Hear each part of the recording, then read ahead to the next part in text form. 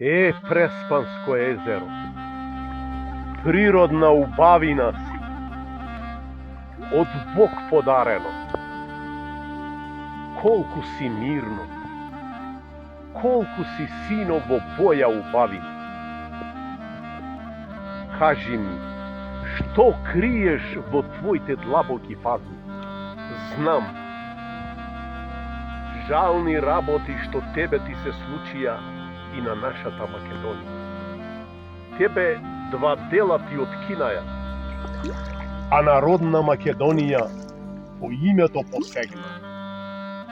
Никаде во Европа и во светот го нема. Езеро врсник со тебе на 3 држави поделен. Ти понекогаш се лутиш и темни далги креваш нагоре. Во право си, сакаш да не разбудиш, да не подсетиш, да бидиме на штрек. Затоа што во последно време некој сака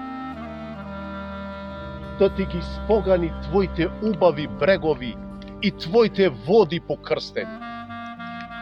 Но јас на цел глас ќе викнам, а ти Божјо убавино, пренеси го нека се одзвие преку мориња и океани до сите наши македонци во печалбарските земји. Сигурен сум дека на еден глас ќе речам, каде и да сме, ќе те браниме. Јас сакам да те смирам, сакам надеж да ти дадам и со манифестот на Петре М. Андреевски, кој вели: браќа и сестри, бидејте на штрек. Не подарувајте го идеалот на вашиот минлив живот. Не напуштајте го храмот што го носите во вас. Не напуштајте го и кога знаете дека е разурнат. Исправете ги неговите разурнатини. Зашто само така ќе се вратиме вербата во себе си. Не срамете се од ништо што е ваше. Ставете готово љубовта како порака од сите наши предци, кои биле некаде тука, на истите овие места кај што ги запаќаме ние.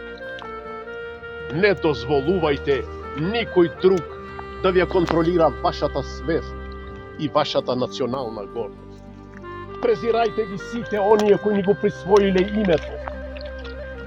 Но и црквата, јазикот, писмото што всушност го позаемиле од нас.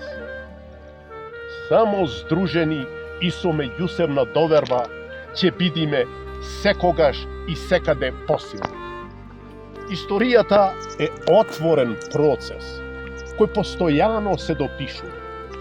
Ние, македонците, таа историја сакаме да ја пишуваме само со наше македонско писмо и само со македонска вистина.